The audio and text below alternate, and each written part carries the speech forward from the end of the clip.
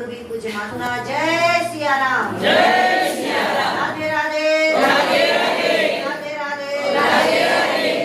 બધાને મારા જય સિયારામ સાથે 7મો દિવસ છે. આજની કથામાં આપણે પ્રવેશ કરી રહ્યા છે, પણ વારે વારે કહું તેમ હાથી જેવડી કાયા કથામાં છે, પણ કીડી જેવડું મન લઈ. હવે કોણ આવે કોણ જાય, કોઈ વાતો નહીં, કોઈ ચર્ચા નહીં. અને પહેલાના સમયમાં આ રીતે જ કથાઓ હતી, વગર લાઈટે. અહીંયા જે સત્રનું આયોજન થયેલું ને વિસારણીમાં 88,000 સંતોએ જે કથા કરેલી એ આ જ રીતનું વાતાવરણ હતું ને આપણે અત્યારે એક દિવસમાં છે. જોરદાર તાળી આપો. બધાય આપણે લાભ લીધો હોય, પણ નેમી સારણ એનો પ્રભાવ આ છે કે આ ધરતીમાં આ રીતે ભાગવત થયેલું છે, એટલે આપણે એ ઝાંખી માનવાની છે.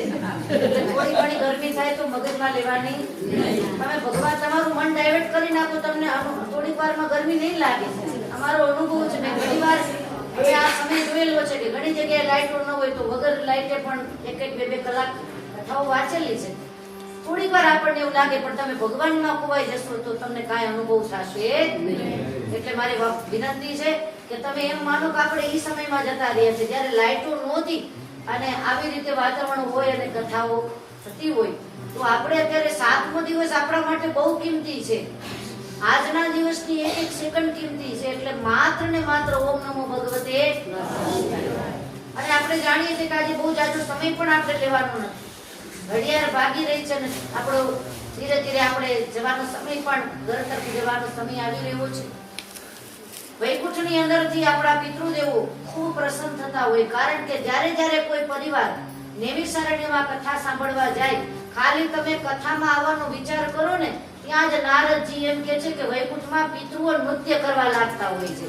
એવો આ જગ્યાનો મહિમા છે. મારી આ સૌને પ્રાર્થના છે કે અત્યારે માત્ર ને માત્ર હરિસ્મરણ, ઓમ નમો ભગવતે. તમારી પાસે માળા છે, ઓમ નમો ભગવતે વાસુદેવાય જપ કરશું આપણે બધા. ગઈકાલે આપણે બહુ સરસ કથાઓ આવી છે, અનેક ચરિત્રો આપણે શ્રવણ કર્યા. 16,108 રાણી પટરાણી, વસુદેવજીના દીકરા ભગવાન શ્રી કૃષ્ણ, એમના લગ્ન 16,108 રાણી પટરાણી.